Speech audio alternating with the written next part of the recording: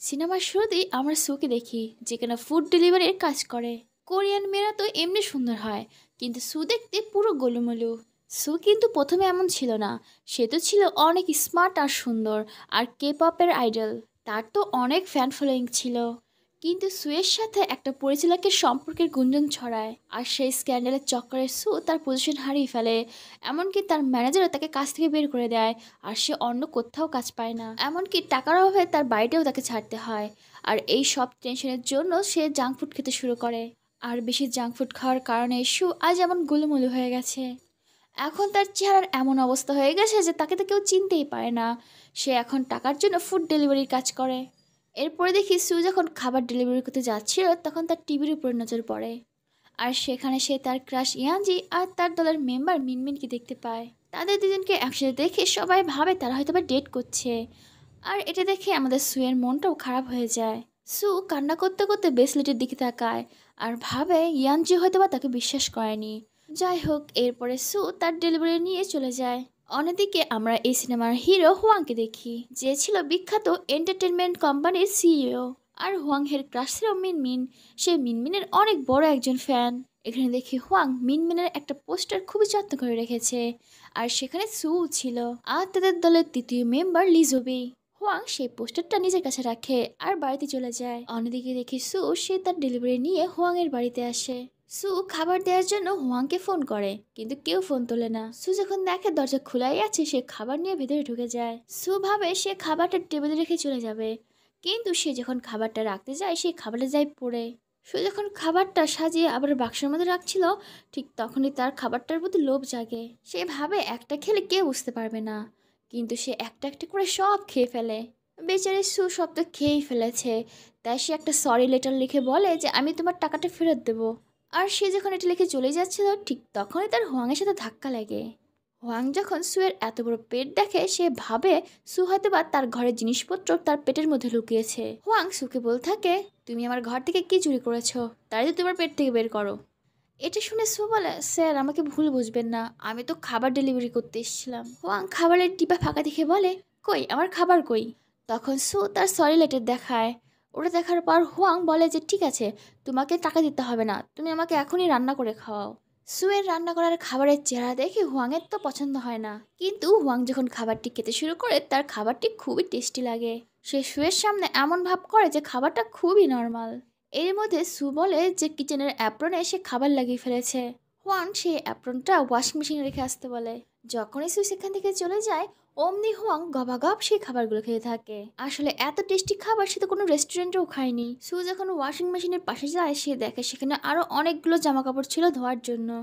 Hwang এর খাবারগুলো খেয়ে ফেলার জন্য তার এতটাই গিল্টি ফিল হচ্ছিল যে সে ভাবে সেই জামা কাপড়গুলোও ধুয়ে দেবে। সু হোয়াং এর পকেটে একটা পোস্টার পায়, কিন্তু তখনই সেখানে হোয়াং চলে আসে আর সেই পোস্টারটা নিয়ে বলে, তুমি এখানে এখন অবধি কি করছো।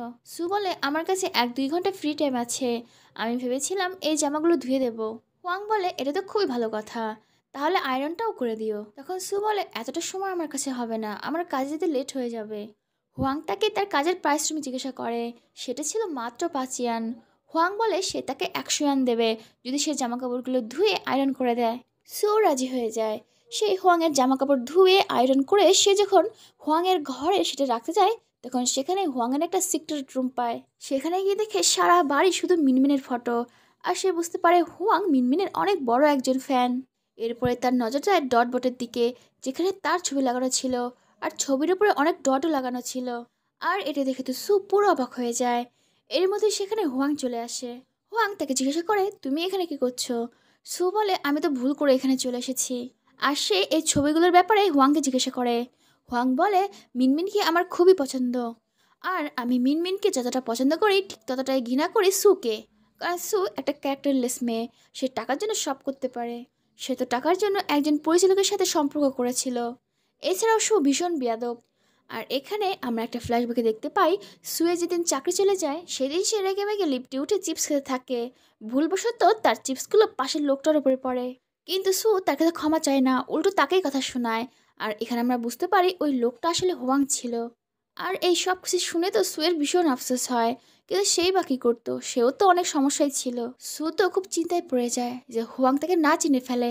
এখানে সু কল্পনা করতে থাকে যে হুয়াং সব কিছু জানার পর রেগে মেগে তার উপরেই ডাঁট ছুঁড়ে মারছে। বেচারি সু তো এসব ভেবে ভীষণ ভয় পেয়ে যায় আর সেখান থেকে দৌড় মারে। পেছন থেকে হুয়াংটাকে বলতে থাকে, আরে কোথায় যাচ্ছ, টাকা তো নিয়ে যাও। সু বলে, না না, আমার কাজে দেরি হয়ে যাচ্ছে। আর এটা বলে সে যখন যাচ্ছিল তখন তার গায়ে ধাক্কা লেগে অনেক দামি একটা ফ্লাওয়ার ভাস ভেঙে যায়। আর এই কারণে সে হুয়াংয়ের কাছে আবার সরি চায়। আর সে বলে এর টাকা সে দিয়ে দেবে। হুয়াং তাকে বলে এই ফুলদানিটার দাম অনেক, কিন্তু সু তার কোনো কথাই শোনে না। সে ভাঙা ফুলদানিটা নিয়ে চলে যায়। কিন্তু পরে সু যখন সেই ফুলদানির দাম শুনে, তার তো পুরো মাথায় আকাশ ভেঙে পড়ে। ফুলদানির যা দাম সে তো 3-4 বছর কাজ করেও সেই টাকা দিতে পারবে না। বেচারে সু কি আর করবে, সে ভাঙা ফুলদানির টুকরো নিয়ে জোড়া লাগাতে থাকে। এর মধ্যে সুয়ের বাড়িওয়ালা সুয়ের কাছে বাড়ি ভাড়া চাইতে আসে, কিন্তু তার কাছে তো বাড়ি ভাড়াটাও নেই। এদিকে হোংয়ের সেক্রেটারি হোংয়ের জন্য একজন পার্সোনাল কেয়ারটেকার রাখার কথা বলে, কিন্তু হোংয়ের কাউকেই পছন্দ হয় না। তার তো সুয়ের বানানো খাবার আর তার কাজ খুবই পছন্দ হয়, আর এই কারণে সে ভাবে সে সুকেই কাজে রাখবে। পরের দিন সু তার কিছু জমানো টাকা নিয়ে হোয়াংয়ের কাছে আসে আর তাকে বলে যে 7-8 বছরের মধ্যে সে সব টাকা শোধ করে দেবে। তখন হোয়াং বলে 7-8 বছরে এর দাম আরও বেড়ে যাবে, তুমি সারা জীবনেও এই টাকা শোধ করতে পারবে না। তবে একটা উপায় আছে, তুমি আমার এখানে কাজ করতে পারো, আমি তোমাকে প্রতি মাসে 15,000 ইয়ান দেবো। আর সেখান থেকে প্রতি মাসে তোমার ফুলদানির টাকা কেটে নেওয়া হবে, আর 2-3 বছরের মধ্যে তোমার টাকা সব শোধ হয়ে যাবে। বেচারি সুয়ের কাছে তো আর কোনো উপায় নেই, সে রাজি হয়ে যায়। তবে এর কিছু শর্ত আছে, সুকে হুয়াংয়ের বাড়িতেই থাকতে হবে যাতে 24 ঘন্টায় তার কাজ করতে পারে। দ্বিতীয় শর্ত, খাবার টেস্টের সাথে সাথে সেটা দেখতেও ভালো হতে হবে। 3 নম্বর শর্ত, হুয়াংয়ের সব কথা তাকে শুনতে হবে। আর 4 নম্বর শর্ত, যতক্ষণ অবধি হুয়াং না ঘুমাবে ততক্ষণ সু ঘুমাতে পারবে না। সু এতে রাজি হয়ে যায় আর তার নাম চেঞ্জ করে সে কন্ট্রাক্টে সই করে। এরপরে দেখি তার জিনিসপত্র নিয়ে সে হুয়াংয়ের বাড়িতে চলে আসে। সে হুয়াংয়ের সব কাজ করে, এমনকি তার কথাতে তার নিজের ছবিতে ট্রচ ছুটতে হয়। পরের দিন হুয়াং যখন ব্রেকফাস্ট করছিল ঠিক তখনই সে টিভিতে মিনমিনকে দেখে। হুয়াং তো মিনমিনকে এক নজরে দেখতে থাকে। সেই ইন্টারভিউতে আমরা ইয়ানজিকেও দেখি, সুও তাকে এক নজরে দেখতে থাকে। রিপোর্টাররা যখন তাদের সম্পর্কের ব্যাপারে জিজ্ঞাসা করে তখন মিনমিন সেখানেই ইয়াংজিকে প্রপোজ করে দেয়। মিডিয়ার সামনে ইয়াংজি কিছু করার থাকে না, সে প্রপোজ অ্যাকসেপ্ট করে নেয়। এটা দেখে সু আর হুয়াং এই দুজনের মনেই ভেঙে যায়। সু তো কেঁদেই ফেলে, তাকে কান্না করতে দেখে হুয়াং বলে কি হয়েছে। সু বলতে থাকে, আমি হচ্ছে একটা বোকা মেয়ে যে কিনা রাজকুমারকে ভালোবেসে ফেলেছে। সু ভেবেছিল হুয়াং হয়তো বা এই ব্যাপারটা নিয়ে তাকে নিয়ে মজা করবে, কিন্তু হুয়াং তাকে বুঝিয়ে বলে ভালোবাসা কোনো অপরাধ নয়, তুমি ভালোবাসতেই পারো। হোয়াং তো তার চোখ মোছার জন্য টিস্যু দেয়। এদিকে সু রাগ করে টিভি বন্ধ করে ফেলে। কিন্তু হোয়াং তার ক্রাশ মিনমিনকে আরও দেখবে, আর এই কারণে সে সুয়ের হাত থেকে রিমোট নিতে যায়। আর রিমোট নিয়ে কাড়াকাড়ি করতে করতে একজন আরেকজনের উপরে পড়ে যায়। এখানে হোয়াং সুকে অনেক ভালো করে দেখতে থাকে, আর সে ভাবে এর চেহারা তো পুরো সুয়ের সাথে ম্যাচ করে যায়। কিন্তু একটু পরেই ভাবে এ কি করে সু হবে, এ তো কত মোটা। হোয়াং কি সুকে চিনতে পারবে নাকি তার আগেই সু সেখান থেকে পালিয়ে যাবে, আর সেটা আমরা পরের পার্টে দেখতে পারবো। পরের পার্টটা খুবই তাড়াতাড়ি আসছে।